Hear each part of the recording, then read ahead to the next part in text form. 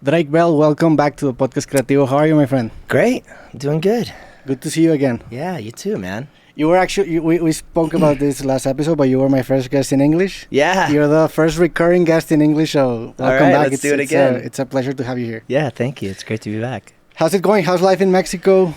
It's great. It's great. I'm here working on my new album, and yeah, everything's going really well. It's a little bit of a roller coaster right now. Yeah. But you know, life's good. You're recording here in Mexico? Yeah. In a studio in Mexico City? Yeah, I did half of the album in the States, and then half of the album and half the album here. I have them here. Yeah. And how's it going? The album's going good? Yeah, it's going really well. I've been writing so much more. It was supposed to come out. I mean, I've been working on it for so long, but with everything happening, I've just been inspired to write more songs and music, and it's yeah, it's been a really inspirational time to kind of like writing songs is like writing in my journal. You know, it's like so autobiographical, and all my songs are about what's going on in my life. And so whenever I have like big events or things are happening, it inspires me to write. And so I've just been adding songs and music to the set to list. the album. Yeah. And do you take out some songs and add new ones, or how's the process? No, I kind of just am. It's just gonna be it's like the White Album. It's gonna have like 28, 30 songs. Okay, on wow. it. Yeah. So how long have you been working on the album? Last time you were here, you were also working on that album, or no? Yeah, same album. Same album. Yeah. Okay, so it's been a long process. It's been a long time. A lot of things had happened since then. Yeah, a lot. How do you manage all the chaos, and how do you focus yourself on the album, and how you focus yourself on the work with all this chaos happening in your life? I think the studio is really an escape for me. You know, I'm able to go in and kind of forget about what's going on around me, and it's very therapeutic to just be in the studio creating. So last episode you spoke also briefly about the abuse that existed in the sets of kids' TV show, and you didn't really get into it, but I know you're involved in a documentary that's now being released, called Quiet on Set. Do you want to speak about that? Sure. Yeah, I kind of glossed over it in the last episode. I just haven't been really ready to talk about the things that happened, and you know, the traumatic experiences that I went through, and I had the opportunity with this documentary to kind of shed light on that and dive deeper into it, etc. You were involved like in producing the documentary, or you're just a protagonist, or? No, I was approached almost a year ago to be involved, and I wasn't really ready, and I didn't want to, and speaking with the producers and multiple times, I kind of started to feel easier, and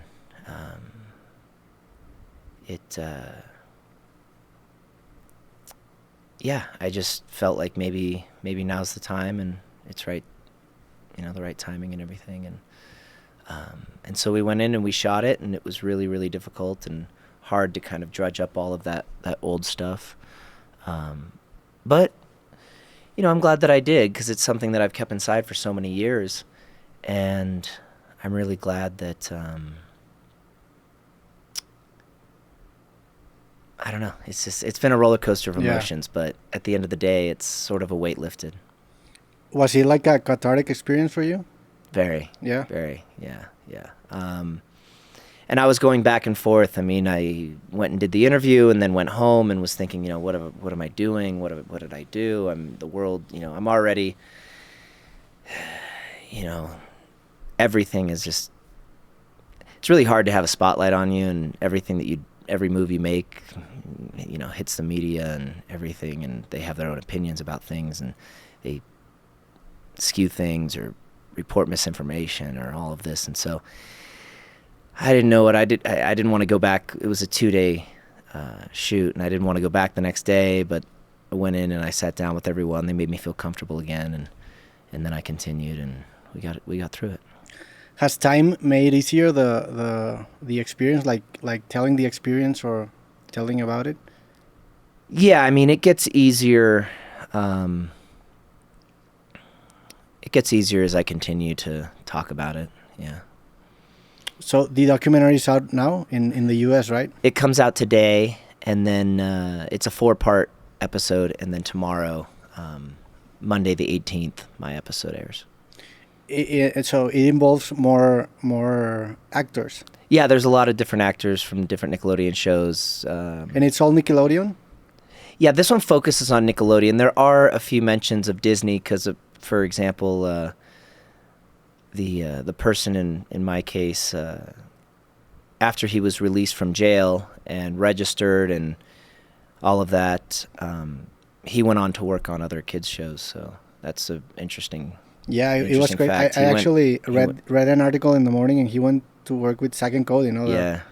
Yeah. It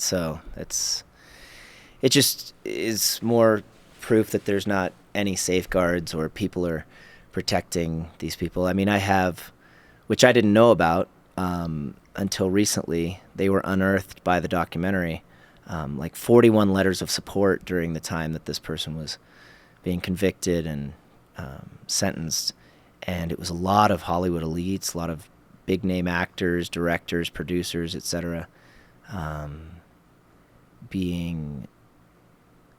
Writing letters of support to this person. And I mean, there were just people that I worked with after they wrote the letters, and thought they were my friends, and had no idea that they had written these letters. And it was really eye-opening to see that it's a much bigger issue than just the single people. Yeah, it actually reminds me kind of like the church scandals that everybody protects. Exactly. one it's criminal. Very similar, yeah. Does it work that way? Or it's exact. That's what these letters show. I mean, it's exactly that. And do you think this is still happening, or was it like in that specific time frame where there were no social media and it was harder to get information out to the public? Or do you think it's still happening? I think that's why, for example, when we went to court, I was shocked because the entire side of his courtroom, of the courtroom on his side, was completely filled with famous people and producers and directors and all this. And I couldn't imagine that happening now because, I mean, TMZ would be outside. Yeah. It would explode on social media. But at that time, I think that they felt safe because they weren't worried about TMZ being there or paparazzi or people running it as a story. Yeah. And it was really shocking. And the trial was private, right? Yeah, the trial was sealed because I was a John Doe in the case. Yeah. Yeah. So I guess that also made easier for them to manipulate the verdict and the people involved, because there was no public repercussion to them. Yeah, exactly. Yeah, exactly. And I mean, I don't know how much manipulation was involved, but I think it's more of they felt and they thought these letters would be sealed forever. The documentary got them unsealed, so they assumed that they were writing letters to the judge that no one would ever see. They'd never see the light of day, and so they were very willing to. Oh, so you didn't know until now who were writing the letters? No. Wow. And how do they get them unsealed? Like, is it a legal process or? Yeah, usually their letters like this would be public, but because it was a John Doe case, because it was I was younger, they were sealed. But the documentary petitioned the court to get them unsealed, and the court allowed it, and I got to read them for the first time, and it just blew my mind. How long ago was this? Like 8 months ago. 8 months ago. 9 months ago. Mm-hmm. Maybe a little more, about almost a year ago. I remember speaking to you last time when we were having dinner after the podcast, and I noticed like you were like mad or you had like a big burden on your back. Mm-hmm. and actually when we released the episode, you also became like in the public spotlight because you disappeared. And yeah. So how you been managing? I was actually worried for you. Like I said, it's been a roller coaster. It's been a lot of ups and downs, and just a lot of dealing with inner turmoil and things in my personal life. And but looking back, it's a lot to learn from and a lot to move through, and opportunity to move forward, and finally, now that everything is out, just kind of that finally becoming a part of my past for what I've been waiting for so many years. Yeah, I imagine that a year ago or 11 months ago when you were in the podcast, like your short-term future involved like solving all these scandals and personal problems. For you right now, your future looks brighter. You have a new album coming out. You have actually a single coming out tomorrow, which is already out for the people that are watching. Do you feel better? Do you feel like hopeful for the next couple of months, next couple of years? Are you excited for your album? Yeah, I'm very excited, and that's cool, and man. Definitely hopeful. So, I'm really excited about it. It's been such a long process. I've been working for so long on it, and it's great to finally start to be at the tail end of just wrapping it all up and getting all the songs done and getting the productions done. And I'm really happy with the new songs that we've added to it. So yeah, and I've got a lot of shows coming up. I'm playing Irapuato next week and Tabasco, and more shows are coming. So it's really cool. How long has it been since you moved here to Mexico? Last time you were not living in Mexico. Yeah, I've been here working on the album since like August of last year, I think, or September, so like 7 or 8 months. 7 or 8 months. And you've been appearing on TV. You're appearing on different shows. Yeah, La Máscara. How's the Mexican media treating you? How do you deal with because it's kind of peculiar the way the Mexican media works. What's been your experience with it? It's been awesome. It's been exciting. Yeah, I mean, I just love it here. I mean, everyone's so gracious and awesome. Yeah, it's been really cool. Do you keep in touch with friends in the US? It's surprising because, well, living in Los Angeles has gotten really strange recently. So, a lot of my friends have moved to Texas and Florida and Louisiana, and so a lot of my friends are phone calls and FaceTimes when I'm in LA anyway. So it's not that big of a change being here, but I have so many friends here in Mexico, so it's really nice. Yeah, California has been getting like really dangerous lately. Yeah, very. Like downtown LA. All over LA now. I remember I stayed in downtown LA maybe like 3 or 4 months ago because I went to record an episode, and I actually witnessed somebody being mugged like outside of my hotel. I'm not surprised. Yeah. I'm not surprised. I mean, it's become, it's completely changed. But why? Is it because the fentanyl problem, the drug problem? Well, there's a really bad drug problem. I think there's just a lot of reasons with laws changing and just different circumstances that have really created a dangerous situation in all of California, really. And you see yourself returning to California or to Texas or staying in Mexico? I mean, I love Mexico, so I'm really happy here. I go back to visit because of course I have family and in the States, but when I go there, I'm very excited to come back. Yeah, I'm really excited to get back. How's your daily routine here in Mexico? Like, what do you do normally? It's normal. I mean, get up, go poop. Exactly. Get up and have breakfast, and I'm working a lot in the studio, so in the studio a lot, writing, recording, go out for dinner, go home, watch some Netflix, go to bed. What are you watching right now? Like any series in specific? I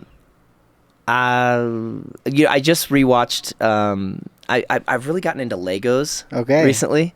it's like a perfect therapeutic thing to do, to just like sit there and build these models and forget about everything else. And I got the DeLorean from Back to the Future. Oh, cool. So I just rewatched the whole Back to the Future trilogy. Yeah. And how do you deal with the U.S. media? Because it's also like you're a lot in the news in the U.S., but you're living here in Mexico. How's that relationship? Do you read the news? Do you stay isolated? Or I wish I stayed isolated. Yeah. I wish I didn't read the news. But with all of the information that's coming out now, it's been nice to kind of shed a light on what's been going on, because people, I'm sure, have been watching my life and going, what is going on? But I've been dealing with so much darkness and tragedy and trauma and all of this, so it's nice to finally get it out there, Yeah, I imagine that it's difficult to do that, but there's like a sense that it's all gonna be worth it at the end, right? Mm-hmm. Like maybe in 1 or 2 years you're gonna look back at this time and you're gonna see that it was a really hard time, but you were glad you made those decisions.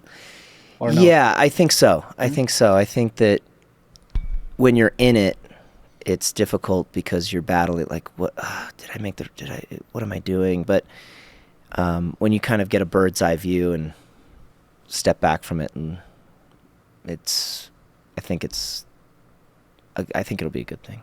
Do you have any like decisions that you made in the last 5 or 10 years that you regret, or you wish that you would made them sooner? I mean, obviously there's things that have occurred in my life that are regretful.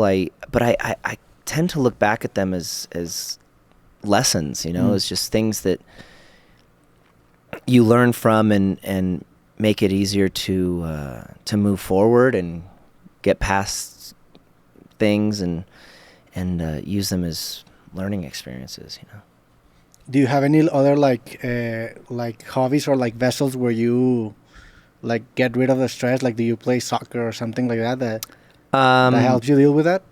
Running, running and exercising helps a lot, and Legos. And Legos, yeah. Do you run a lot? I try to run. I don't have much time right now just because I'm so busy doing so much stuff. But yeah, I try to get in the gym as much as I can. Yeah. I love running as well. Actually, a friend of mine came to visit here like a couple of weeks ago, and he was training for a marathon, and I did his training with him. Yeah. And we run like 21K. Oh my gosh. In a Saturday, and that actually got me excited, and I wanna run a marathon now. Yeah, I have a friend who does marathon running too, and he's been trying to get me out. He's like, come train with me. I'm like, bro, you run far. Like, yeah, and it's crazy. Yeah. But you get like... I see you play soccer. I see on social media you're pretty good. I don't play that good. I used to tell myself that I was good at soccer, but then I started this league and I started playing like with professional players, and I realized that I really suck. But yeah, I like running. Running has this element. When you get past like a couple of miles, you get like this sense of high, like a runner's high, and it's really addictive. I really crave that feeling, like, in a daily basis. I ran like yesterday, and I felt really good, and right now I need to rest, but I want to have that feeling again. Yeah.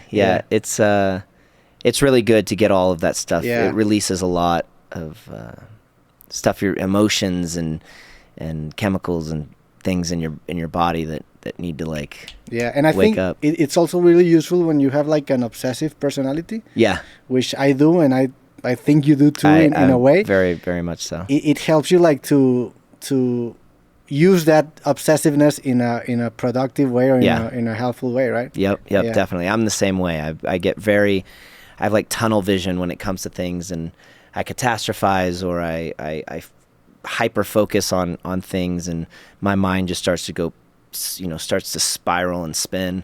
And it's nice to just like get outside and run, or get on a treadmill, or get in the gym and like get all of that released. And it's also a good way to like break the creative block, in a sense, no? Yeah. Because sometimes you feel stuck, or you're like trying to solve a problem that's not really that important in the full context of a song, of an album, and that helps. Or just in life, just like personal things that are going on in your life, and when you do things like that, it does make you go, oh, I'm making this issue or situation much bigger than it is, or hyper focusing on it too much, and it's really not that big of a deal. That has happened to you lately?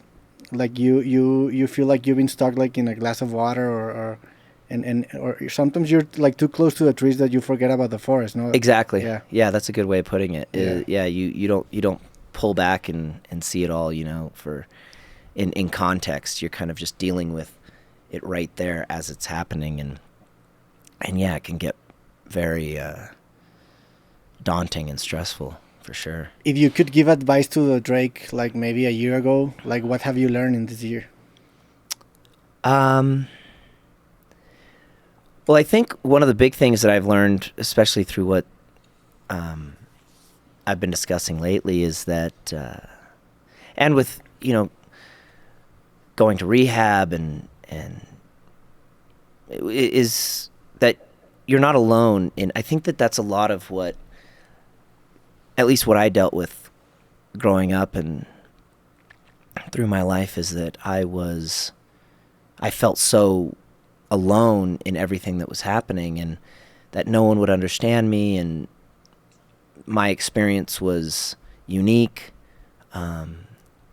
And through this process, I've learned that you don't have to go through it alone, and there are other people with your experiences, and it's really helpful to know that you don't have to do it by yourself.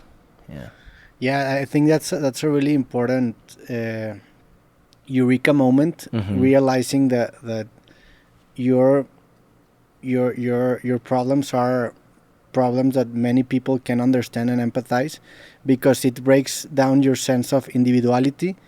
And actually, I saw a documentary about a couple of years ago about this guy who was a philosopher, that he was dealing with death. Like he used to write books about death. And the philosopher recently lost his wife. He was like 85, 84 years old, and he was really mourning her death. And I remember that he said this quote, that her absence was a presence, which for me was a really powerful quote. And the conclusion that this guy made at the end of his life, because he eventually passed out, was that for him what gave him peace was that he broke his sense of individuality, and getting to deal with death was understanding that you're part of this bigger system, and this independent identity is just an illusion. Right. We're just part of a really big organism. There's this great series in Netflix called Our Universe, which is narrated by Morgan Freeman, which is amazing. And you start to realize that you are part of a really big organism, and that can scare you, but it also can give you peace. I was just going to say, because you're always alive, you're always there, and if you break that individuality, which is hard because our ego doesn't let us do that, it can give you a sense of relief, and it's a really effective way to deal with death. And I think that's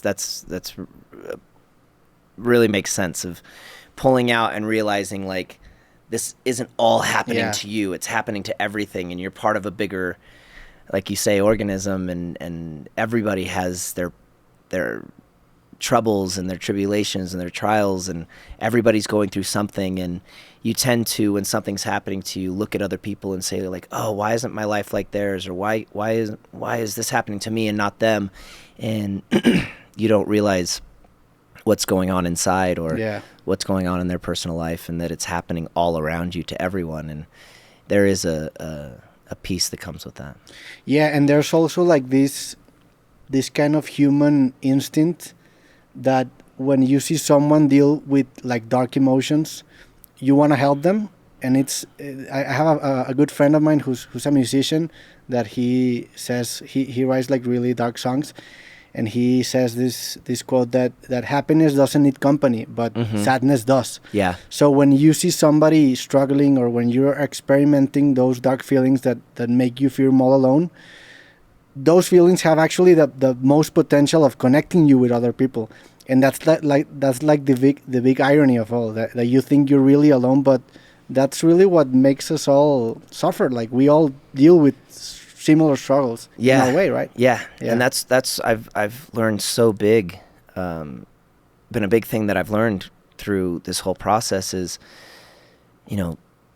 feeling like I was just so all alone in all of this happening my whole life.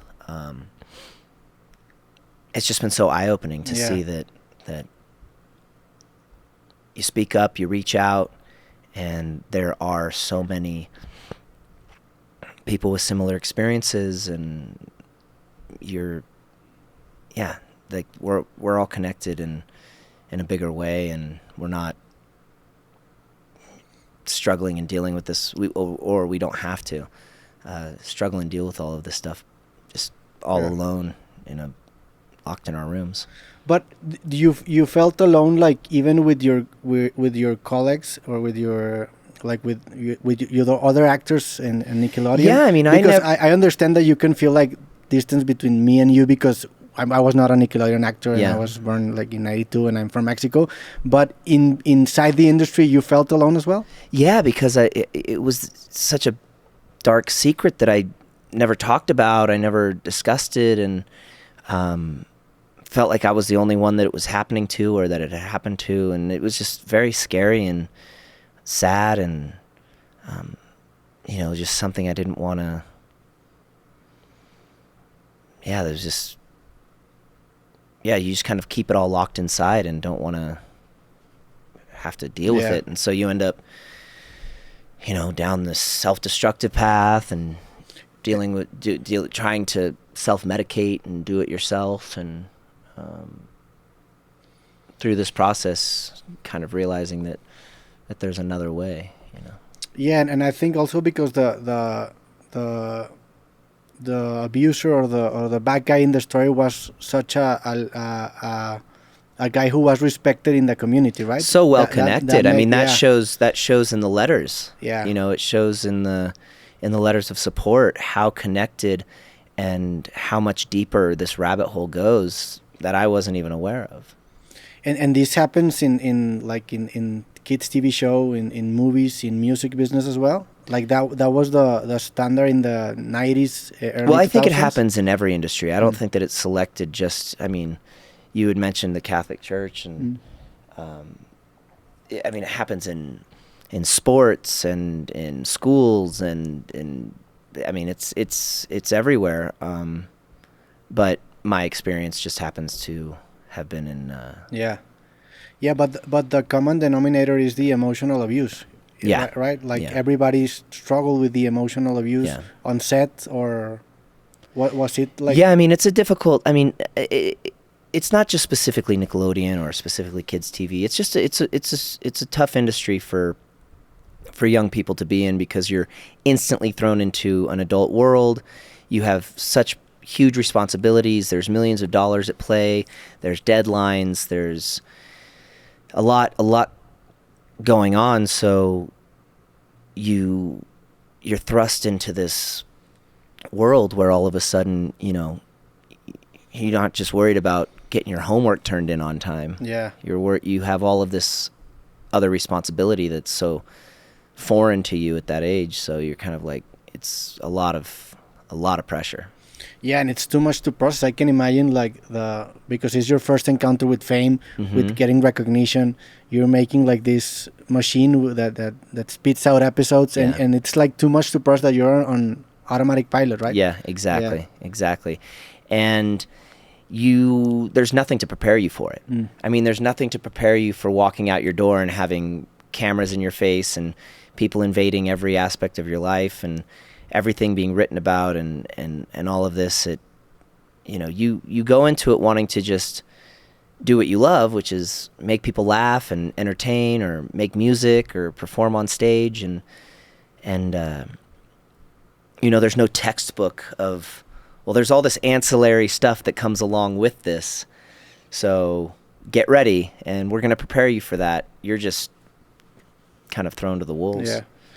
All this happened where you were still on the Amanda show, right?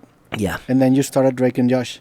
Yeah. How did you cope with that dark secret that you were hiding? Like, were there like any other things that came to life because of that? Like, do you have problems like with rehab or? Oh, definitely.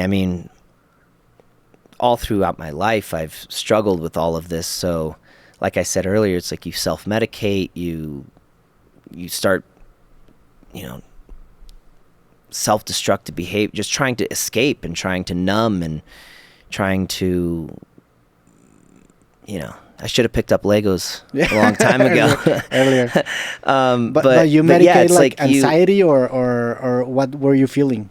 Oh, anxiety, shame,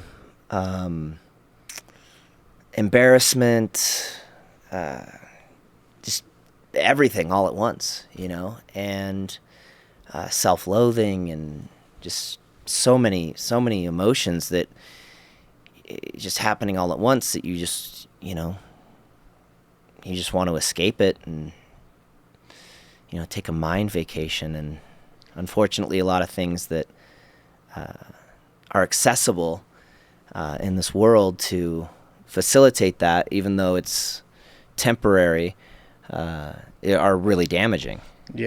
Yeah, and you want to escape and continue to be productive. It's a really delicate balance, right? Mm-hmm. Because you cannot escape totally. You need to. You still have your responsibilities. Yeah. You still have your call times. You still have your deadlines. You still have, you know, you still want to continue working. Yeah, because you work so hard to be in that spot. Exactly. So you don't want to miss the opportunity because of the afflictions that you got. Yeah. So you need to escape, but also be productive, which is the perfect recipe for a disaster. Total recipe for disaster. And how long were you in this state?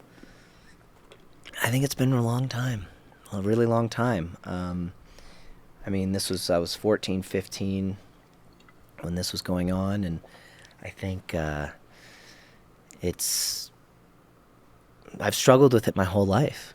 You know, I think just recently in the past, 2 years, really working through it all, going to therapy, rehab situations, just being around people that for the first time in my life, I realized, just want to see me get better and are empathetic to my situation. And the more that you talk about it and the more you get it out, it's not like this ball of sludge and tar that's trapped inside. It starts being able to chip away and melt that, and it just becomes smaller and smaller and smaller until, I mean, it's always there. It's always going to be there, but hopefully just in a way where it's easier to process. Yeah. And I imagine it's also important to be around people that have like good habits, because we are at the end of the day as social creatures. Yeah. And we're really influenced by the people we surround ourselves with. Yeah, I mean, show me your friends, I'll show you your future. It's really important to keep people around you that are positive influences, that are supporting you, just want to see you do well, and that are honest, sometimes brutally honest, and saying, hey man, not just people that are going to go, yeah, dude, everything you're doing is awesome, and who cares if you're doing this or that, like, let's go party, let's go get this done, let's go do this. And it keeping people around you that will call you on the carpet and say, like, hey man, like, this is not a good path that you're going down, and having people that you trust when they do say things like that you're not immediately going to be like, okay, well, I don't want that person in my life anymore. He's, get him away. He keeps telling me what to do, or telling me I'm doing this when I want to do this over here, and telling me, and having people that you trust to say, oh, okay, I should probably take a look at what actions I'm making or what behaviors I'm doing right now. If this person who I really trust has said, like, hey man, this is a red flag, like, you might want to step back and take a look at this. So talk to me about your new video. I saw like a picture. Yeah. You were actually in a car. Yeah. You had your jaw and blood in your... Was it about the accident that you told me last time? Or? Yeah, the new video is all about my life. I mean, it discusses stuff that, like, about the documentary, issues that are in the documentary, and my car accident where I broke my jaw and lost all my teeth, and broke my neck. I didn't know if I was going to work again. Deals with, like, shows me in going to rehab and a lot of different traumatic and just sad experiences, but not all bad. You know, it's like a little autobiographical kind of story about different events in my life. And that's a single of your new album. It's one of them. It's the first. Yeah, it's it comes out tomorrow. And through this whole process, I started writing this song, and yeah, I don't know if I thought of it as, oh, this is going to be the single. It's just kind of part of everything that's happening right now, and so I just felt it would be a good time to kind of, you know, I'm telling my story, I'm getting everything out there, and the way that I communicate is through songs and writing music and lyrics. So, this just came out that way. And the songwriting process changed, like in this album, like it became more honest. It became like you dug into parts of yourself that you've never dug into. Like how definitely. I mean, when I first started writing this record, I didn't really think about singles and radio or anything like that. I kind of just sat down at the piano and just, you know, I had so much to get out that I just started writing songs, and they just started coming and started doing all of this kind of self-reflection and getting everything out, and these songs just started coming, and like you said, I mean, it's really one of the most honest, self-reflective, autobiographical, I keep using that word, but it's the right one to use, is of any of my albums or any of my songs. I mean, I think my album Telegraph has a lot of, because I wrote and recorded Telegraph in the midst of all of this actually happening. Okay. And so if you go back to that record, you'll... What year is Telegraph, sorry? 2005, maybe? Okay, it 2005, came out. wow. It might have come out in 2005, but I started writing it like during all of this. And I think if you go back and dissect some of a lot of the lyrics, they'll kind of hit a little differently. Wow. With all of this being out now and knowing what I was going through when I was writing even that. you reading those lyrics, you're like, okay, wow, it's like right now, how do you feel reading those lyrics from 2005? Well, I mean, I was living it, so I knew what I was writing about. I think that fans listening to the record are going to see it differently now. Wow. And be able to kind of read in. Like I've noticed a couple of tweets from fans that are saying that are looking into those certain lyrics and things and going, whoa, I think I see what he's talking about here now. And yeah, so I think on Telegraph it has a lot of that, but this album has, I mean, it's just,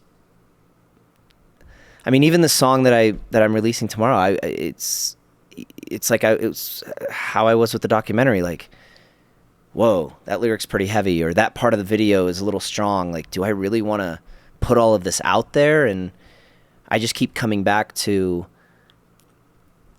you know, what I've gotten through this process is realizing that you're not alone and meeting other people who share your experiences. That's why the name of the song is called I Kind of Relate. Okay. Because I want to share, like, you know, and it's, you know, there's always double meanings and things. It's like, I kind of relate, but it's also, I've heard from so many other people that when you start to open up about your story, they feel comfortable to open up to you about their story, and you find so many things you guys can relate with, and there's healing through that, and there's a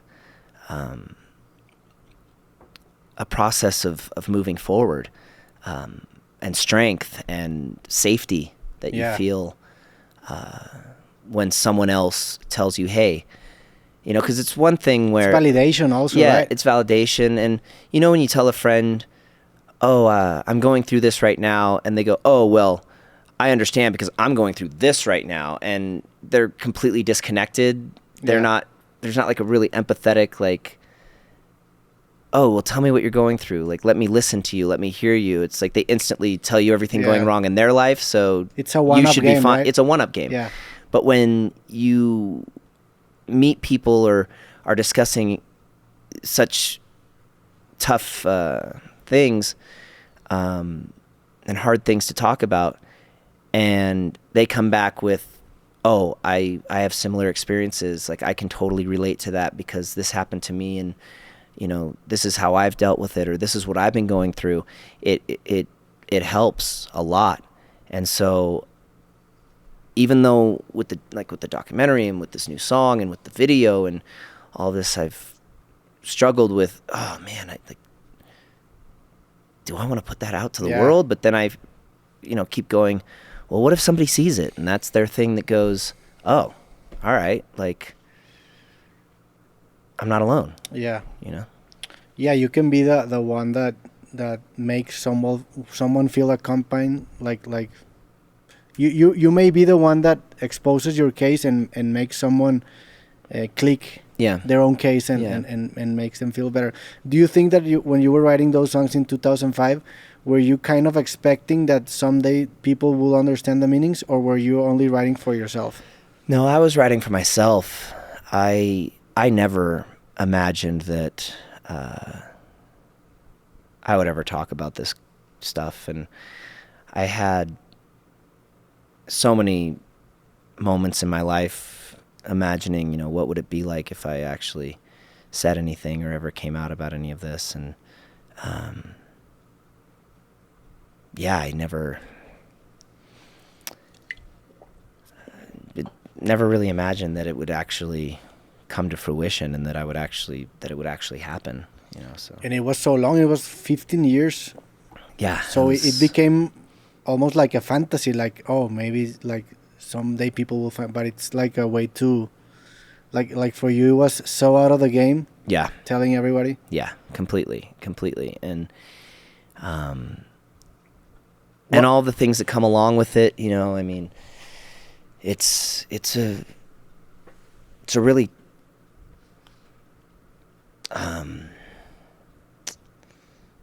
I don't know the right words, how to put it into words. It's other than just saying it's a tough experience. Like, I keep coming back to the roller coaster analogy, but it is. It's like you're like, oh, this feels so great that this weight has been lifted and I've gotten this off my chest. But then at the same time, you're thinking, oh, why?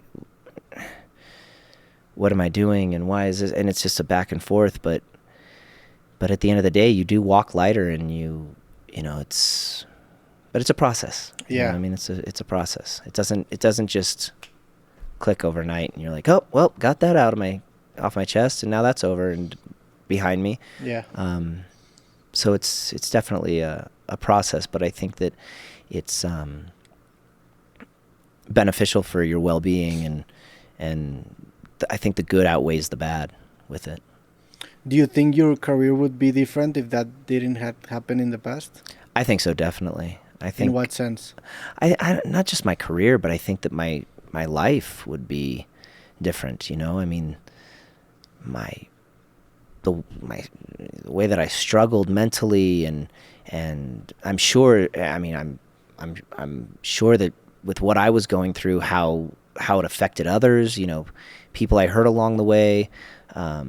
Bridges I burnt, not just in career, but in life. And I'm sure that a lot of the people around me were really affected by my actions and how I was reacting to things happening inside. And, you have to take responsibility for those things because, I was the one getting the DUI. I was the one, drinking and putting the substances in my body. Nobody was forcing them down my throat.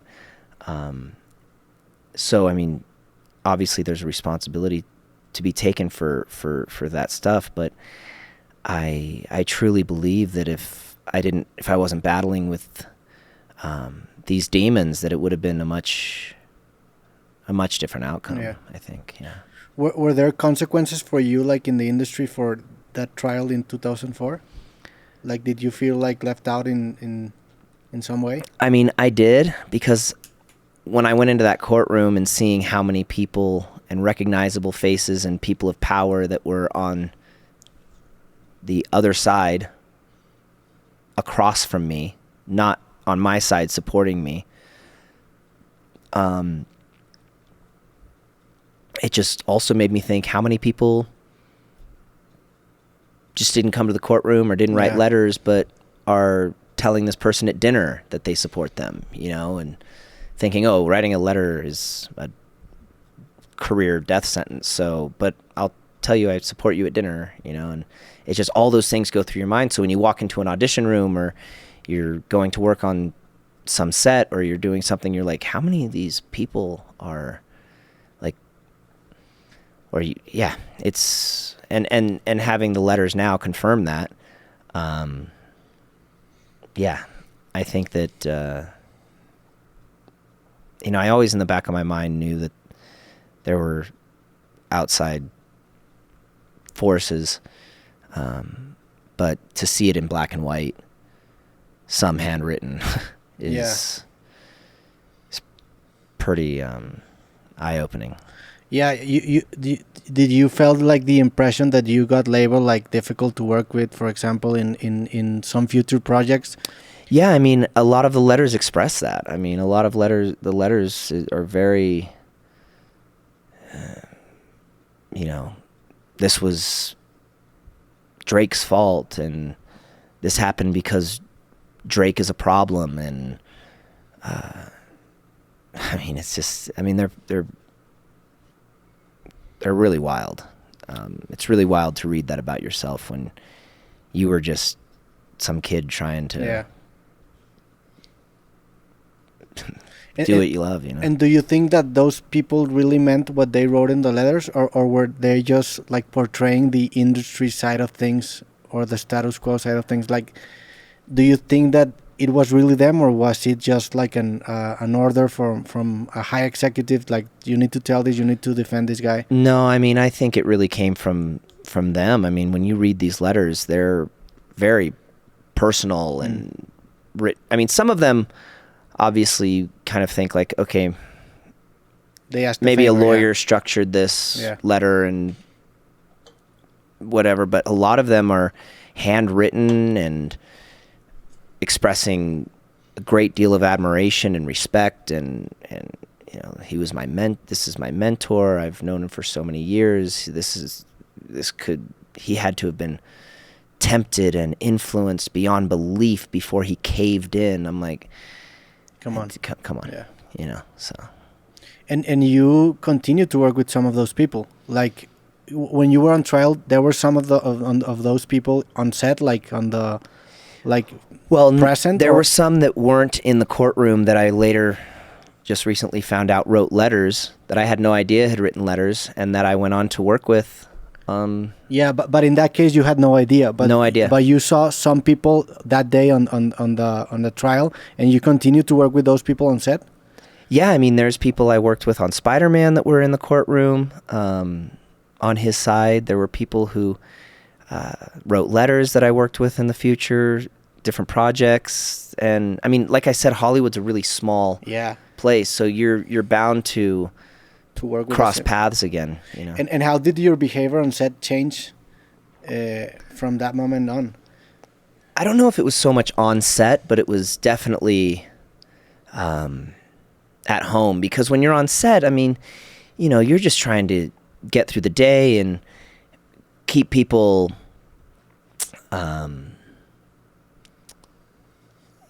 you want to keep your job, you know, and you don't want to have this great opportunity taken from you that you worked so hard for. So I think on set you put on a mask, and you know, you just joke with people and make sure you know your lines and try and be as professional as you can, but I think it's behind the scenes and in the personal life that you're dealing with all of this, and it kind of overlaps into, you know, missing days at work or showing up late or getting bad publicity and the network having to talk to you about that and you wanting to scream and say, where do you think this is coming from? Yeah. Like don't, don't pull me into the room because there's some behavior that you're witnessing and it needs to stop because I'm on a kid's show and I need to be a good influence and I need to be a good example and this is making the network look bad. It's like, why is like...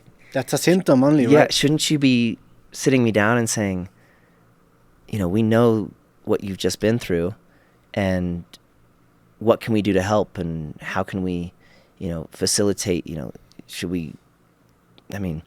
we're $1 billion corporation. Would you like some therapy that we pay for? Would you like somebody to be on set with you to make you feel comfortable, to make you feel safe? Should we hire some sort of professional that's not just a set teacher, maybe somebody in the mental health world or just anything to... Instead, it was, you need to stop doing this and you need to toe the line because you have a responsibility to the network to keep up appearances and act and behave a certain way. And in my mind, I'm just going, yeah, that'd be nice. That'd be really great if easier said than done. Yeah. So you never got that moment? No. And never? No. Never? Nobody came to you and were like, I know what you're dealing with? No. They only continue to do their job? Mm-hmm. They didn't ask questions? No. They just continued to do their job? Yeah.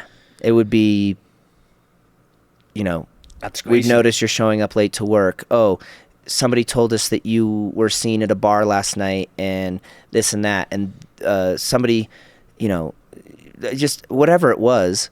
And it would always be like, this behavior has to stop. It's not good for the network. It's not going to a good look for the show. And you're jeopardizing everything that we're working on. And you need to straighten up or this could all go away. And when it came to the actual performance, the actual acting, you interpreting Drake in the series, how did that affect? Because for me, it's crazy to hear all this story because I watched the show when I was small and I had no idea and it didn't seem that you were struggling with all of those things when I was watching the show. I think you made a fantastic job. Thank you. Acting your character. It was based on you, so I can see the similarities between yourself and the actual character. Yeah. But when it came to the actual performances, how did those demons manifested, or how did you quiet them and just acted? That was a huge escape for me when I was on stage and the lights went up and Josh and I started doing our thing. It just kind of all went away. That was a time when I could just breathe and have fun. And so those were, I look back at it really, even though there was all this tragedy and trauma, I look back at it fondly as a good time in my life as well, because I did have all of these wonderful experiences and I did make great lifelong friends with cast and crew and people that I worked with and yeah, just when it's like playing the big game. It's like, you've got all of this stuff going on, but when you run out onto that field, you get blinders on and you have one focus and you're getting the opportunity to do what you've trained for and what you've worked so hard towards, and this is the moment and ready, action, and everything just kind of goes away and you get to kind of be in this fantasy that you've had for so long. Yeah, and I think you should be proud of all those years, because even though you were dealing with all that stuff, you did get the job done. Yeah. And the series was a really big success. Yeah, and I get to walk around and people tell me how much joy it brought to their lives and how their families were able to sit around the TV and watch it together, and people telling me, oh man, that was the only me and my brother used to fight all the time, but when Drake and Josh was on, we'd sit down and we'd get along and we'd laugh together and it brought us closer, and so that's really meaningful. And when I wouldn't not only take that my experience away, I wouldn't want to not have that experience for myself, but also just what I see, the effect I see it has had on people around all over the world. You know, I can't be anything but grateful and thankful for that. I saw a story of yours that you were building up your old set, your old room. Was it for a music video? That's part of this music video, yeah. Of the one that comes out tomorrow? Yeah. Which is out, it's actually out right now, so people can go. I think it's out. Yeah. It is out. It's out. Yeah.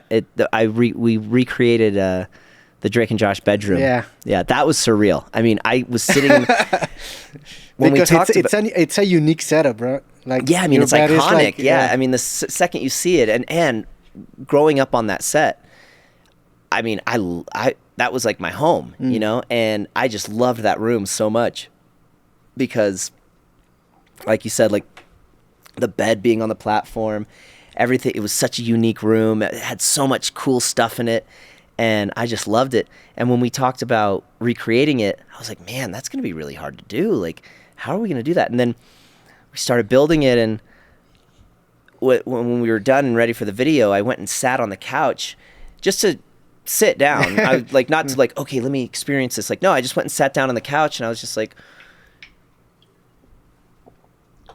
okay, this is strange. Yeah. Okay, this is really strange. I haven't been here for so many years, but I felt like it was yesterday that I was there. And I'm just sitting on that couch and looking around and going, wow, this is a trippy experience. But luckily,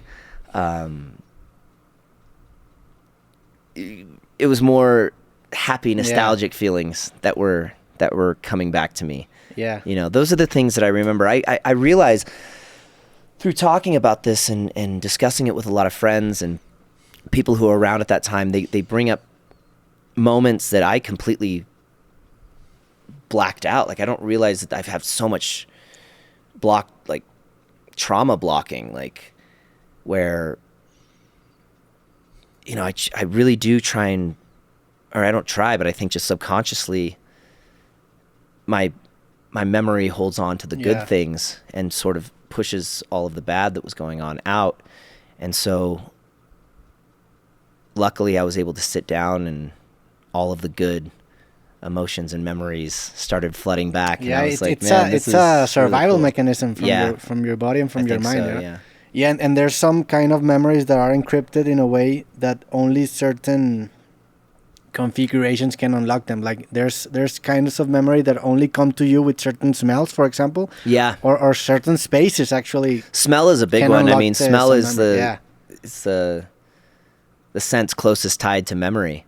So I'll walk in somewhere and I'll smell something and I'll be like instantly put back, rather than like seeing something or feeling something. And I get it. You smell and you're just like, whoa. I mean, that's like, there's a very nostalgic feeling when I smell sawdust. Like what's that, sawdust? It's like, it's, I can look away. It's like when you're cutting wood.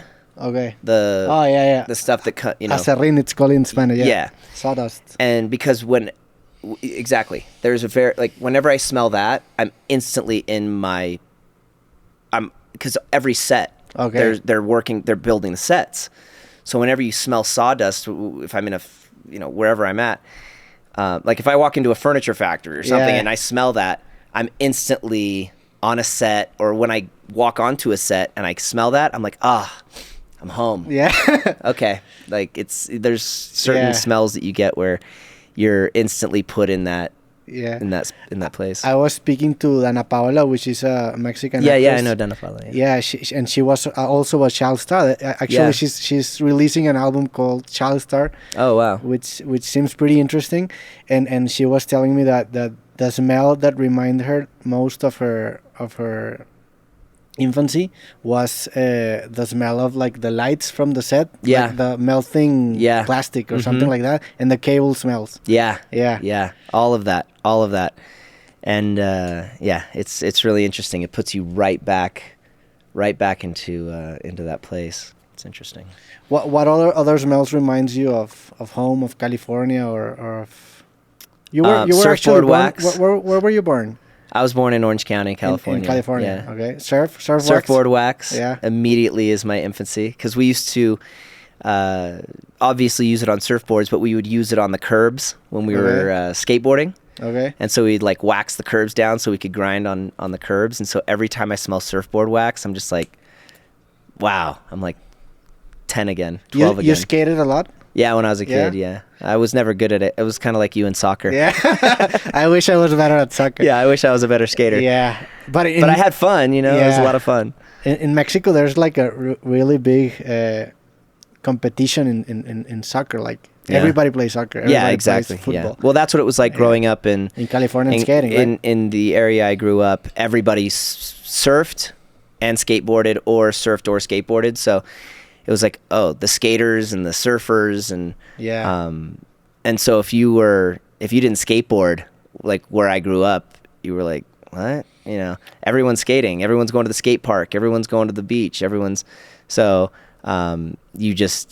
it's like soccer. Yeah, and the skate scene in California in the late 90s, early 2000s influenced the world. Yeah, like fashion, influence, punk, Blink-182, music, for example. Culture, everything. Yeah. Which were your favorite bands when you were skating? I mean, Blink was one of my favorite bands. MXPX. Yeah, they were like, I got to see them at a festival in Mexico, I think. MXPX or Blink? MXPX. And it was so awesome because it was kind of like a reunion. And so I was like, oh my God, I'm back in my teen years, and I was rocking out, and it was so much fun. But yeah, I listened to a lot of that. I was really into punk in my early years, and then I got really into ska music. Okay. And I was like a little rude boy, and I was like, oh, I'm never gonna ska music's gonna be my music forever, and this is the best, and Unity and the Rude Boys and the Specials and Madness and, you know, Real Big Fish and Mighty Mighty Boss Tones, and this is my music. And then one day I heard the Stray Cats and everything changed. And I was like, what is rockabilly? Like, oh my God, like, this is amazing. They're incredible musicians. It's like Elvis. Like, this is the coolest thing. So yeah, it went like punk to ska, then to rockabilly. And then as I started getting a little older, then that's when I really dove into like the Beatles and Queen and the Beach Boys and all the music of the 60s and 70s. And so I've very eclectic fascination with all kinds of music. Yeah. Yeah, there's a point in your life that you finish listening to music of your year, and you start looking backwards. For me, I started listening to punk a lot when I was younger, and that actually Blink-182 led me into a lot of bands. I started listening to NoFX because of Blink-182, and then these guys had a song about the girl named Sarah, which actually made me listen a lot to Tegan and Sarah, which I was a really big fan. Then I started listening to Against Me because they had like a collaboration. Yeah. And now I'm actually really into pop, or like, I don't know what's the genre, but I really like That Cat for Cutie, for example, Manchester Orchestra, like this. Yeah. What I don't know. I don't even know what's that genre. Like kind of power pop. Alternate. Like alternative pop. Yeah. Yeah.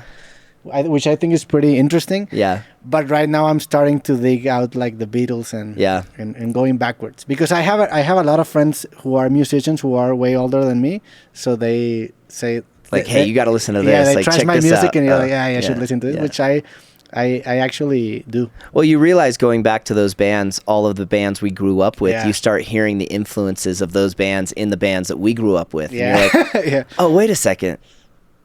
They were listening to the Beatles. You know, I mean, it's like Blink-182, for example. I mean, they're a pop punk band, but you listen to them and you're like, oh, there's no way they weren't influenced by the Beatles. I mean, they're so melodic. They're the way their music, the way they write their songs, like, and they're structured, like, they're, you know, you hear all of their influences throughout all of their music. And they have really rich influences. Like their last album before the hiatus, the break, was really influenced by The Cure, which is also a great band. And they actually made a collab with Robert Smith. And in the early days, they were actually really influenced by the Descendants, which is also a punk band, which Yep. is really interesting. The Descendants, yeah. Because the lead singer of the Descendants was like this smart guy who was studying like a doctorate in. There's a ton of punk bands that were like that, where the lead singer or the guitar player were, actually brilliant and had doctorates and doing all this stuff, but then they would play this heavy punk music, Because it was like a catharsis for them. Yeah. And another, I really got into like Weezer. Weezer was just like top for me. When I heard Weezer, I was like, okay, this is the best, greatest band in the world. And then there was that whole era of kind of. But Weezer, I have a really good friend of mine who's also a really big fan of Weezer. Pinkerton was its best album or do you think? Well, I mean, for me, it's the Blue album. Okay. Just because that was it's like the smell. Like as soon as you hear the opening guitar riff to My Name is Jonas, it's Instantly, boom. Yeah. And they had songs like Surf Wax America on there, Sea is foaming like a bottle of beer, I'm going surfing, you take your car to work, I'll take my board. Yeah. And when you're out of work, I'm still afloat. Like, it just connected with me so much because that was my life growing up. And so it's the Blue album, but as a Weezer fan, we're supposed to say Pinkerton. Yeah. That's the politically correct answer. No, Pinkerton's the album. I mean, Pinkerton's a great album and has really great songs on it, but El Scorcho and Pink Triangle and a lot of really great songs on that. And Rivers was like in this emotional time when he was writing that record, and so as a Weezer fan, you're supposed to be like, yeah, Pinkerton's the album. But for me, it's the Blue album. Yeah, and the Green album too, because I think Blue and the Blue and the Green album I listened to a lot more during that time, and I kind of had to go back and discover Pinkerton, and so I was already familiar with Weezer, and it wasn't. It's not as nostalgic of an album as Blue and Green. But this, like, what gets me really nostalgic about these kinds of bands is that you can actually listen to an interview of the lead singer or the bass player, and you can hear substance within their words. Oh yeah, like it's harder for right now, like the artists who are relevant right now, it's hard to get that level of conversation. And like my job is to have conversations. Yeah. So for example, I listened a couple of weeks ago to this podcast of Mark Maron called What the Fuck Podcast. Yeah, I know that one. He interviewed the Green Day guy, Billy Joe. Yeah. Which was an excellent conversation. Yeah. And I don't know, I think it's less common in this time or right now to have that level of conversation with musicians. Yeah. I mean the because music has become more of like just a product. Yeah, it's more camp. There's a lot of songwriting camps, writing songs with the artists, and producers are really in some of the cases are really the actual artists. Yeah, they're controlling everything that's happening. Yeah, Green Day. Now that you mentioned Green Day, that was a big one for me when I was growing up too. Yeah, Dookie was like mind blowing. I was like, oh my god.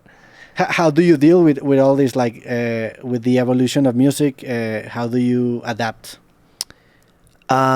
You definitely are. I think it's just what I'm influenced by, and if I like it and it influences me, then it usually comes through in my music. But I don't necessarily try and listen to the top 10 and try and write like that or try and get something out like that. But if I hear a song, it's usually if something that I'm putting out sounds similar to what's happening right now in music, it's not so much of trying to jump on a bandwagon or oh, that's working, so that's what I need to do.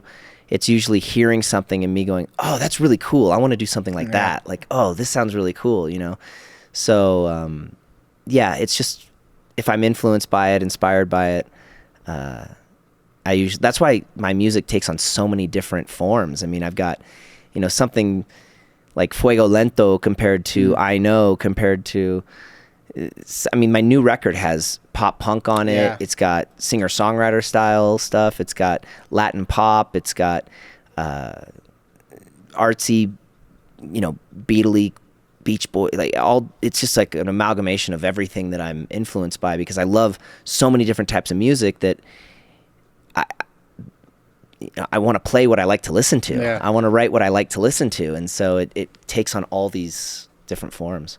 Yeah, and there's also a fearlessness involved in all that you're telling me right now, which I think I associate a lot with your career, because you're like right now you're living in Mexico. Yeah. That's not the most common path for a US artist. Yeah. Were there, like, when you were planning to move to Mexico, were there some resistance, like, from? Well, that's what I think is so interesting. I have to watch people make YouTubes that are like, oh, and now he's making music and he's a star. He's doing music in Mexico, which is really weird. And I'm like, why is that weird? I mean, people like my music in Mexico, like, or in Latin America, more so than the States. I was watching an interview with Tina Turner, with Larry King, and she's a legend. I mean, she's a huge musical artist, but she was living in Europe at the time, and Larry couldn't believe it. Larry's like, what? Why aren't you in the US? And she's like, well, I do well out here, but in Europe, that's where my fans are. I mean, I'm a huge star in Europe, and as an artist, you want to, you're going to go where people are responding to your art. And he goes, but you're a legend. She's like, well, I'm not as big as Madonna here in the US. She goes, but in Europe, in some places, I'm bigger than the Rolling Stones. So she's like, but people in the US can't wrap their mind around, wait, but we're the most important. Like, why aren't you here trying to make, like, why would you go somewhere else? It's like, well, if you paint a picture, it's like, you're gonna want to go where people want to see it. You're gonna put it up in a museum where people want to see it, whether it's in Paris or Amsterdam or Latin America or wherever it is, And so for me, in 2008, when I came out here with my second record, I got to connect with an audience that I didn't know existed, and that was so different and ready to take my music and my lyrics and my songs and create this community. And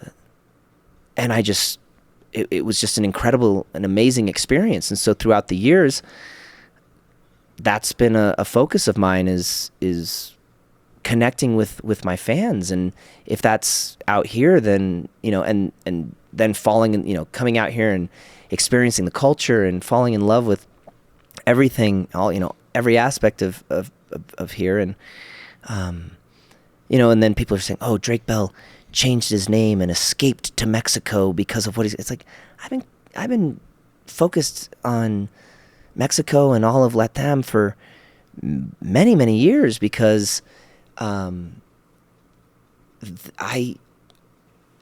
want to play concerts, and I want to put music out that people like and listen to, and this just happens to be one of the places that the response is really great and inspiring. And so it's interesting to see the way that the press in the US refers to Mexico, not just refers to Mexico, and how they refer to how strange and weird, and there must be ulterior motives of why I'm not doing it in the United States. It's like, what? Like, get off the pedestal.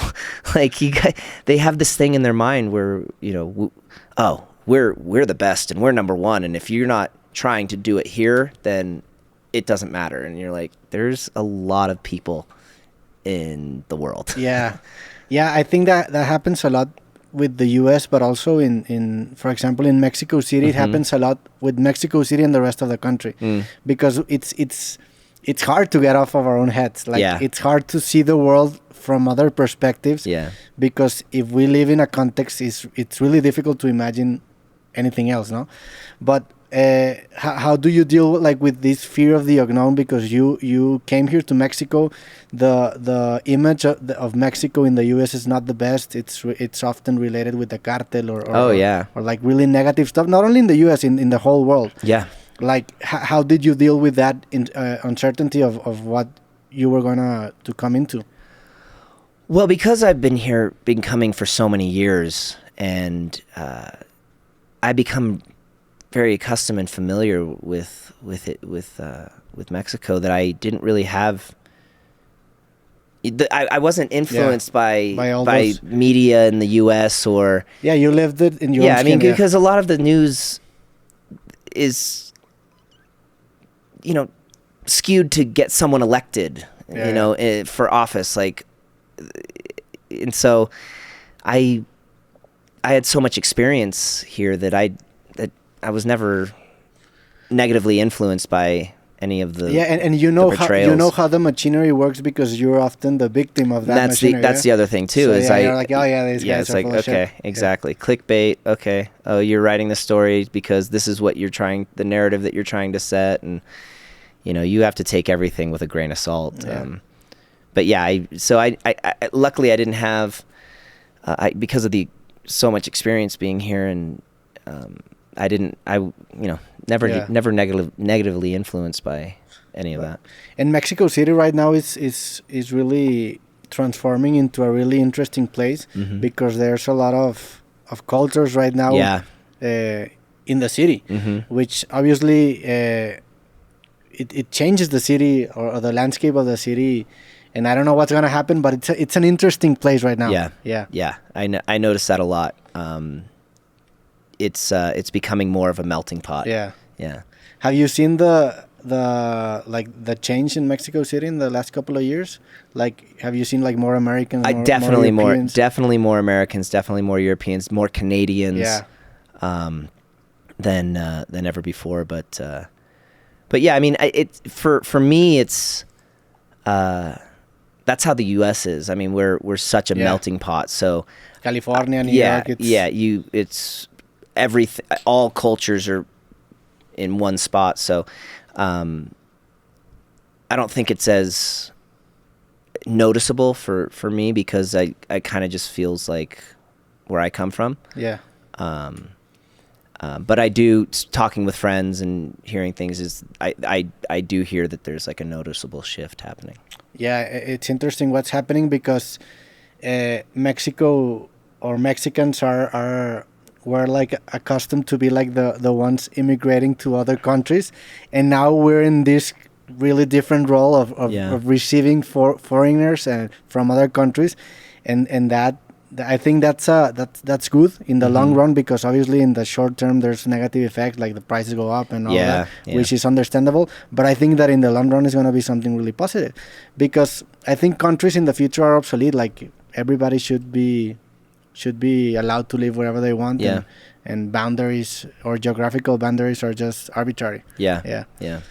Do you want to talk about anything else, my friend? You're releasing your album in the next couple of months. Yeah, the album will be coming out. The video's out. The single's out. The documentary's out.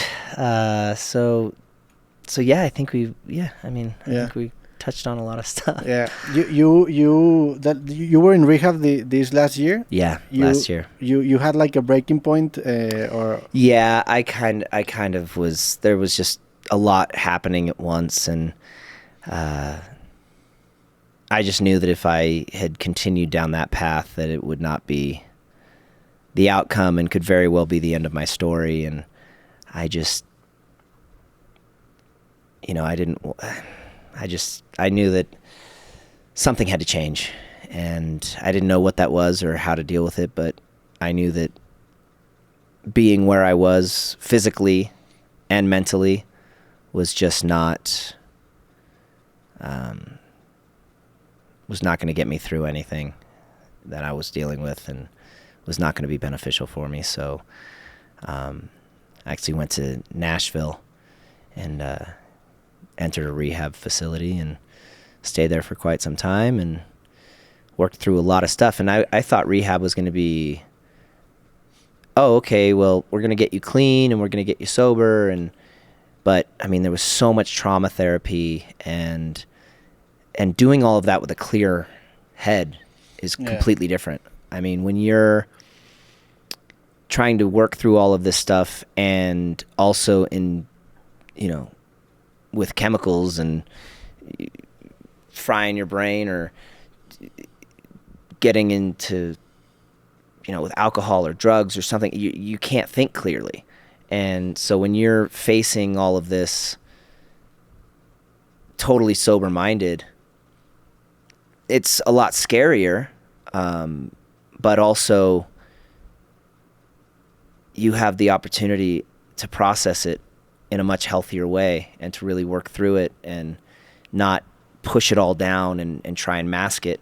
And so that's what I was surprised with rehab, which I would tell a lot of people who think that, rehab it's very strict and there's a lot of rules and you have to follow it, and it's very militaristic, but it's, you got to make your bed. You got to make your bed, and you got to show up on time, and you got to lights out at a certain time, and you have restrictions, and you can't do certain things, and you don't have internet access, and you can't get on the phone, and you can't do so there's a lot of that.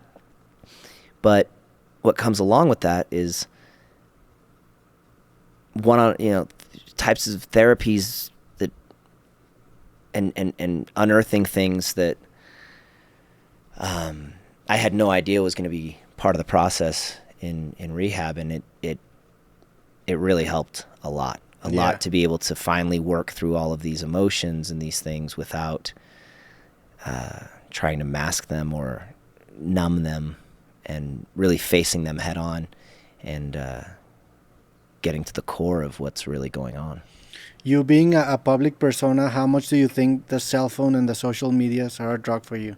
Like getting like this kind of detox, not only from the substances, but from your cell phone. It's unreal. From reading the opinion of people. Yeah, I mean, it was a little difficult because obviously you're missing your family, and you want to talk to people close to you and your family. But it is, one of our counselors in rehab, and it was really interesting to watch because we got our phones for 30 minutes once a week.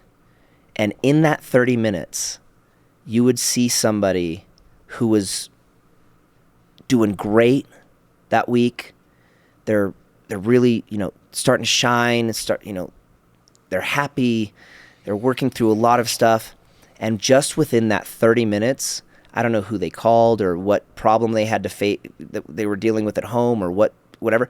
And they would come back just a completely different person. I mean, just angry. And it happened with me too, and with a lot of the people there and one of my counselors were like, if it was up to me, you'd never get your phone, because that's the relapse machine right there. And you realize, like, thank God we were in where we were, because you go to your phone and something triggers you, and you'd be right at the bar, or you'd be right, calling your dealer or trying to get something to put in your system to mask it and get it, to deal with it. But where we were, we had to face all of it head on. And so I found it interesting that he would call those the relapse machines, because he's like, look how long it took you. You had that phone for 30 minutes, and now you're in here throwing things, and you want to get out of here, and you want to this and that. And he's like, now you see why we need to, like, there's a lot to work through. And even when you're feeling like you're in a good place, it's very, very easy to be pulled back in. And that's, I think, even though I miss my family and using the phone for that, it was a blessing to not have internet access, and to not be reading Twitter and comments and seeing YouTubes and videos. And it was, and just being surrounded by people who had similar experiences, were going through what you're going through. And like with all of the counselors, people who have gotten through what you're going through. And so it was, I think that the phone and social media, and it's really hard for me. I mean, I have a lot of friends, and I say it too. I say it to people. I was at dinner the other day, and one of my friends takes social media very seriously. Like, if somebody blocks them, it's like the end of the world. And and I was sitting there, and I was saying, man, I wish that they didn't take it so seriously. It's like, it's not the real world. Like if somebody, like, why do they take social media so serious? And I just see all of my friends looking at me going, yeah. Hello? I want to take your phone away from you. Like listen to what you're saying right now, because you're describing yourself. And I'm like, and I like stopped mid-sentence. They didn't even need to say that. I just stopped mid-sentence. I was like, I'm describing myself right now, huh? They're like, yeah, that's you. I'm like, oh man, because it will. You know, you having a great day, everything's going good, and you scroll past all the good comments. Yeah. You're like, oh, you're great. Oh, cool. Love your new song.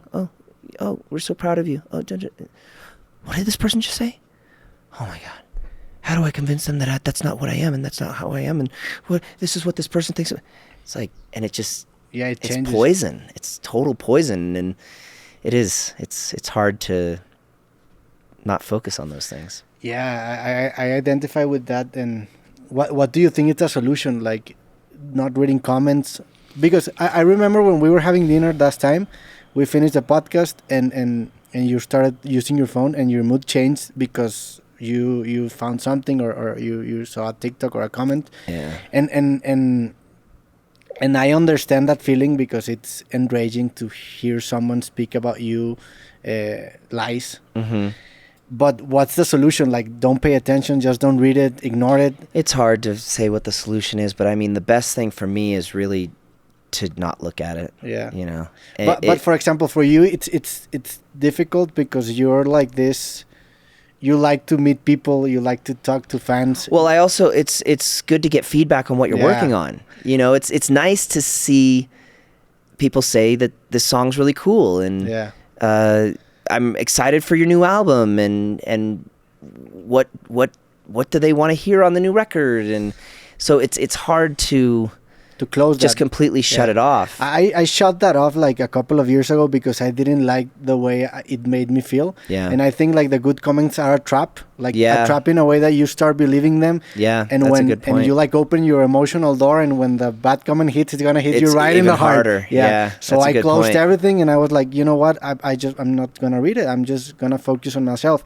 And I think I've been missing some opportunities because of that decision, but I've also found myself in an emotionally more stable environment. That's a good idea. But I don't have like the perfect solution. But for me, which I'm also, I was never really that extroverted. I was always like really introverted.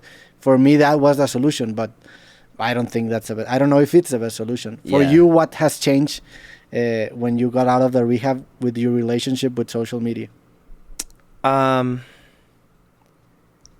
I think just not taking it to heart, you know, just knowing that and focusing more on the people around you than these faceless things that are happening on the internet, you know. It's but I mean, it's a trap. You still get trapped in it sometimes, and at the end of the day, we are entertainers. Like we live for the people. Like. Yeah, and that's the tough thing is it's easy to tell, you know, it's easy to say, oh, we'll get off and don't read. It's like, well, it's my job too, you know. It's kind of difficult, but you know, I do still fall into that trap of, you know, seeing a bad comment and it ruining my day, or having blinders on for only the bad comments when there's so much good.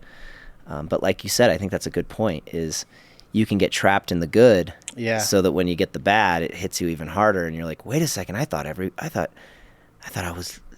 you loved me, you know.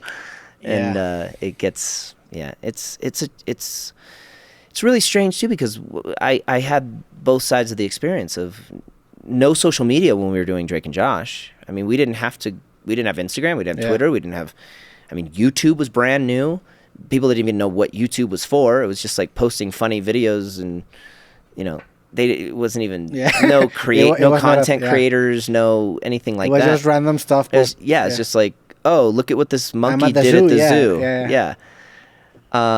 That's funny you said the zoo, because I was like the first viral. I think that was the first viral. It was the zoo, wasn't it? At the zoo, something like that. YouTube. It had like 200 million views at the.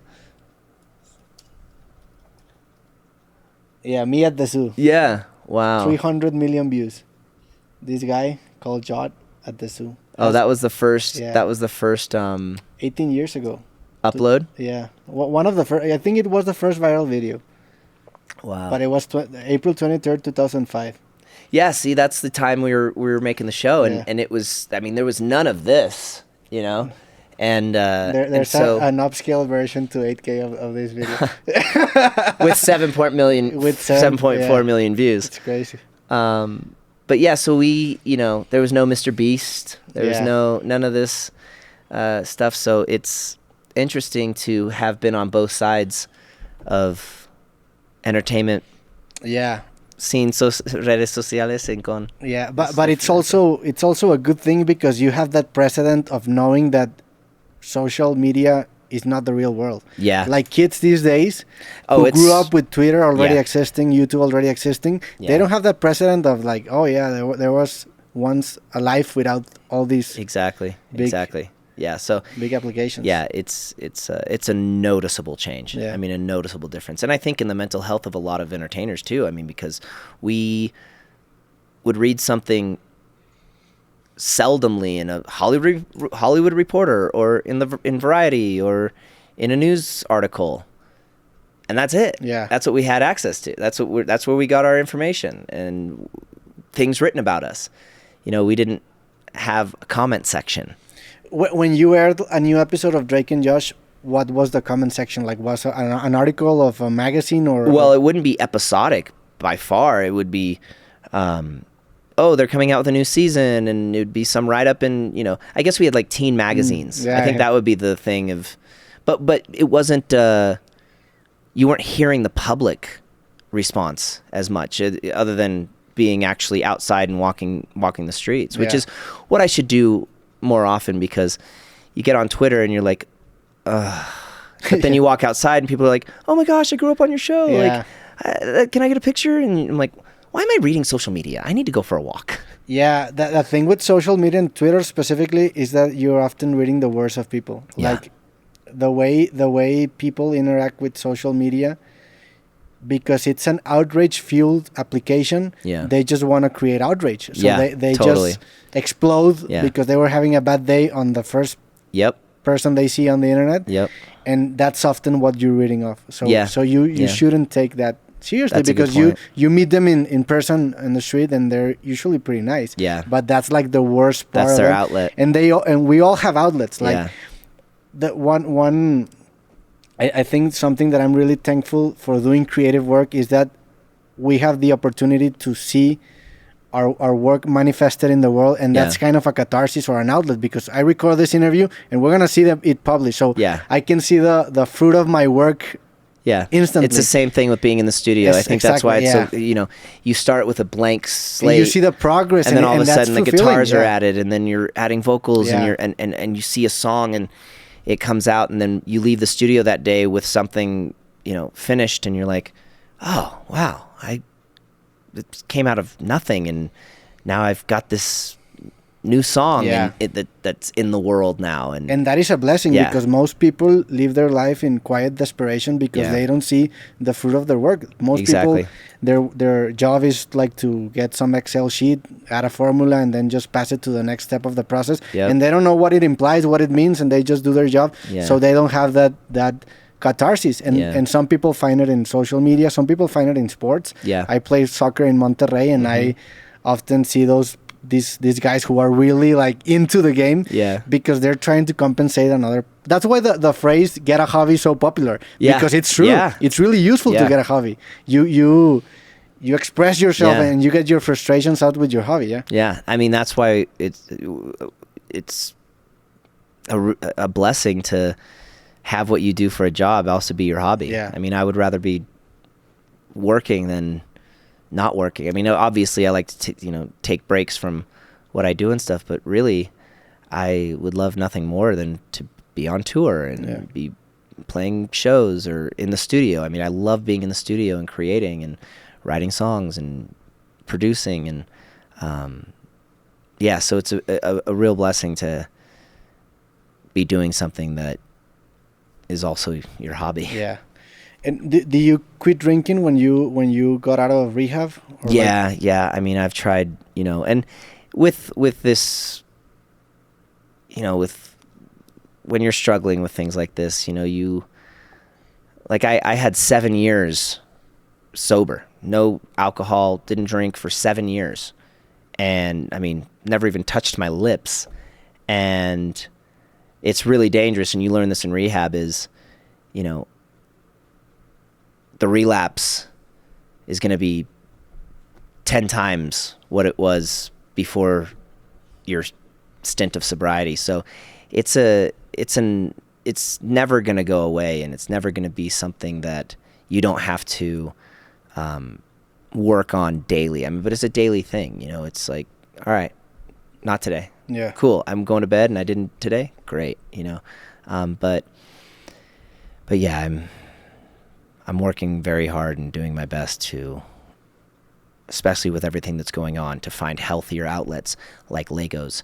Legos are underrated. Yeah, very. Yeah. I didn't realize it, but very. I actually have a really good friend of mine, a UFC fighter called Brandon Moreno, and he's a big Lego fan.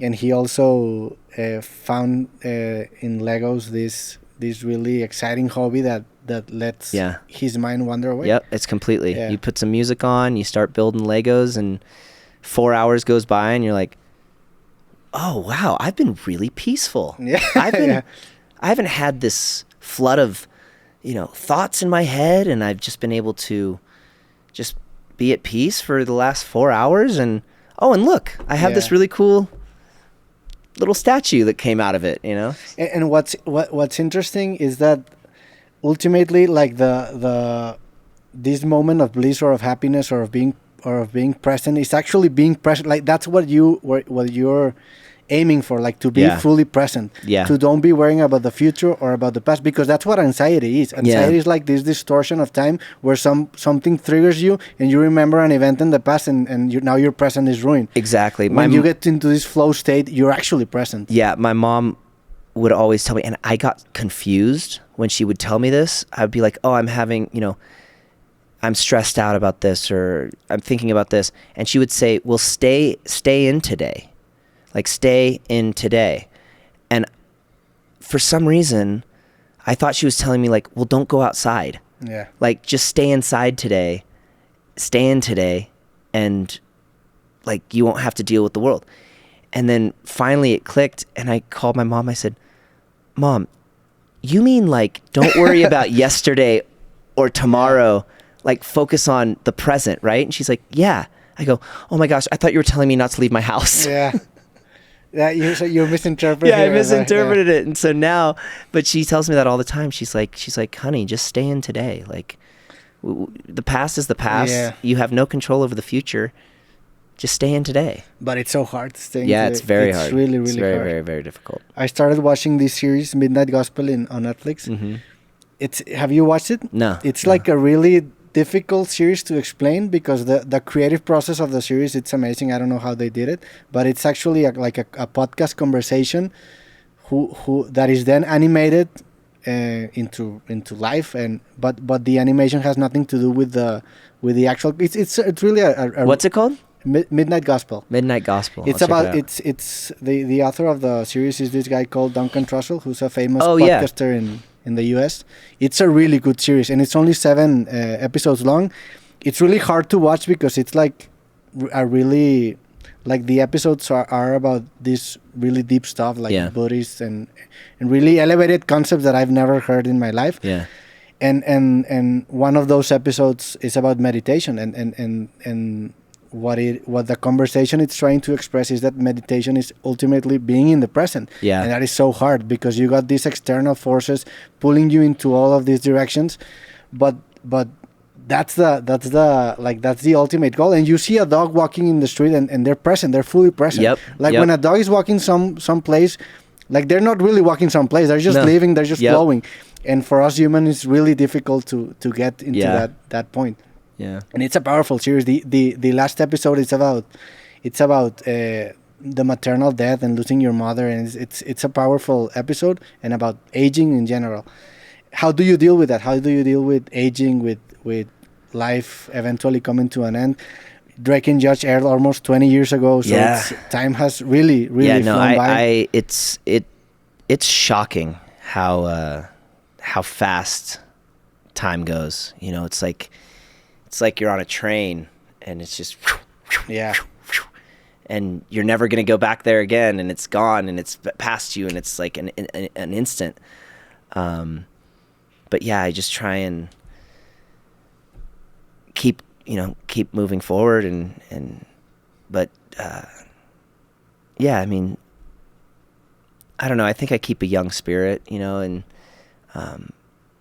but I don't know how to explain that. It's strange because, you do wake up and go, wow, like that was that long ago, and all of this has happened, and it feels like yesterday. Like I said, being on the Drake and Josh set, I mean, I felt like I was there yesterday, when I'm sitting there on the music video, and I'm like, this was that long. It's been this long since I've been in this space, and it just feels like yesterday. So time is a really interesting concept. And it's not linear. It's like all over, it's kind of, I don't know. It's a really interesting thing when you like take a step back and look at it, but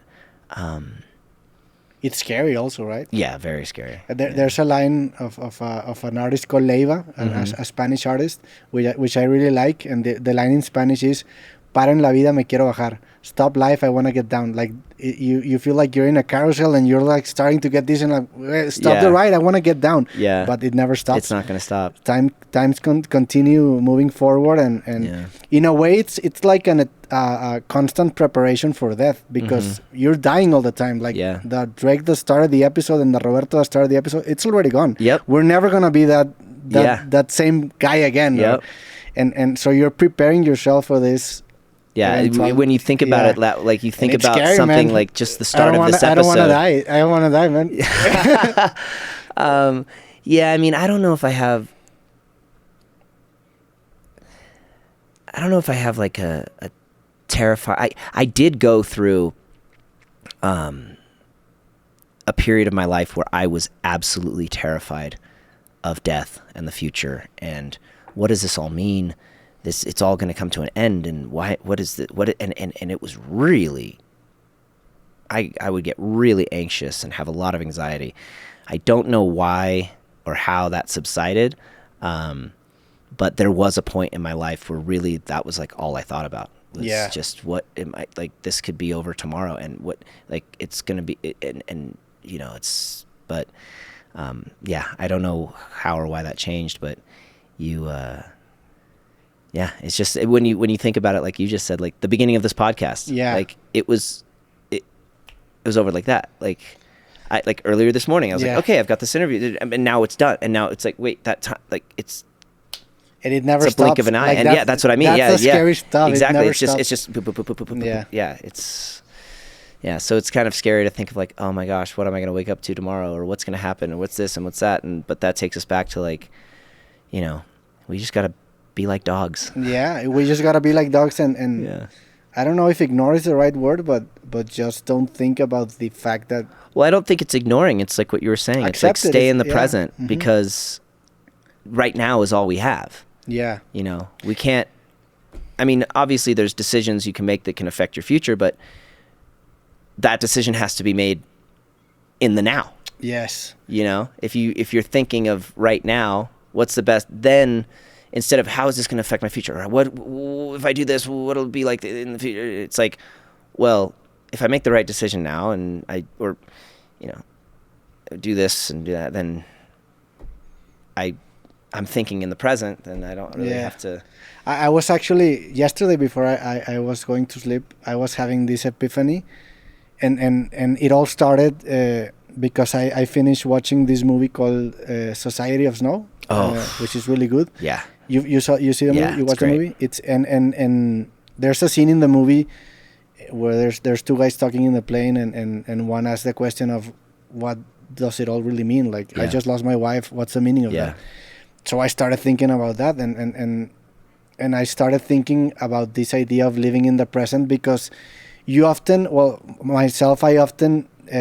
value a lot my memories. Like, oh yeah, I'm really glad I did this. I'm really glad I said that.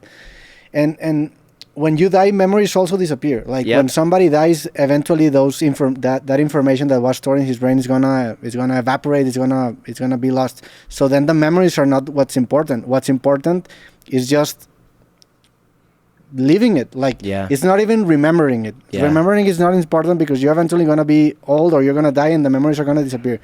The important part of life is just living it, like being in the present and trying to enjoy it in the moment as much as possible, even though if you're not gonna remember it tomorrow or the next day, just being present.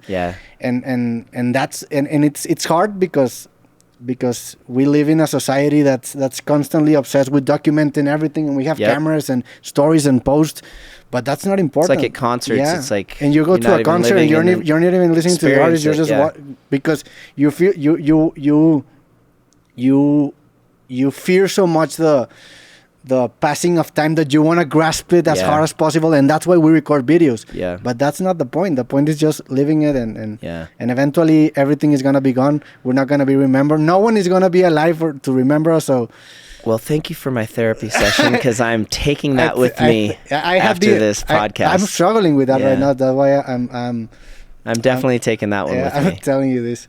But aging is a hard part of life, but it's also beautiful in a sense. Like I don't know, watching your body age and eventually getting this maturity and realizing that life is really short. It's a way of verbalizing that you're more mature, because when you're young, you think you're invincible, you think it's gonna last forever, you think this youthfulness is gonna last. And I think that you also, when you're young, and as you grow older, you realize what's really important, and things that you were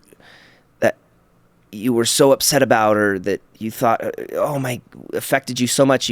As you grow older, you're like, why did I spend so much time stressing over that when that was like a blip? It didn't matter. It doesn't matter. Like you start to realize what's really actually important, and the relationships in your life, and being in the moment, and the people around you, and experiencing life as it's happening, instead of, like you're saying, I'm just regurgitating what you're saying so that I reiterate it into my brain.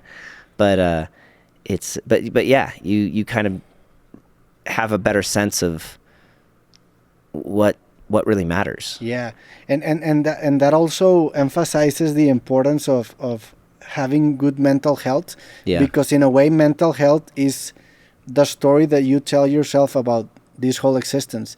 And it's easy to gravitate towards nihilism or towards really dark thoughts, because the universe doesn't have any responsibility of making you happy. That's your own responsibility. So it's your job to find the right wording to tell yourself the story that this life is worth living, because like I can tell you, like we're in a speck of dust in a infinite universe. So everything we do is not really important, because it's just a blip in darkness, right? But you can also tell the exact same fact in a different manner. I can tell you, like, we're so lucky that in this whole field of darkness, we're alive in that miniature dot of pale blue dot, like Carl Sagan said. So what are the chances that we are alive in this time in that pale blue dot? So we must be really lucky. So it's your responsibility to interpret reality in a way that makes you feel good. Exactly. There's this famous quote about this director Jodorowsky that says that if life is a collection of lies, let's believe the lies that makes us happy. Exactly. That's ultimately a point. But Drake, thank you so much for coming into the podcast Creativo. I hope the best for you and for your new album. It's really a pleasure to talk to you again. It was great to come back. And if any time you need to talk to somebody, here I am in Mexico City. I mean, you got a lot of great insight. So no, you too, my friend. Thank you. Thanks a lot for accepting this invitation, and we're gonna send people to your new music video. Cool. It was called it's called I Kind of Relate. Yeah. It's out now. The video, as you're telling me, I haven't shown it to you yet. No, you haven't shown it. Oh, I think you're gonna like it. I'll show you when we're done. So thank you everybody for watching or hearing this podcast of Creativo. Go to Drake's new music video, and to everyone who heard or watched the podcast, we appreciate it, and we will see you on the next one. Drake, thanks Awesome. again. Yeah, thank you. Muchas gracias por escuchar este episodio de Creativo. En la parte de abajo te comparto un link en donde podrás escuchar los nuevos episodios de Creativo 3 días antes en Amazon Music completamente gratis. También, si no estás suscrito al canal, por favor suscríbete en este link para que puedas enterarte de los nuevos episodios. Y si te gustan los temas que tratamos en este podcast, entonces seguramente también disfrutarás mis libros. Aquí te comparto el link para que les des un vistazo. Muchas gracias por ver Creativo y nos vemos en el próximo episodio.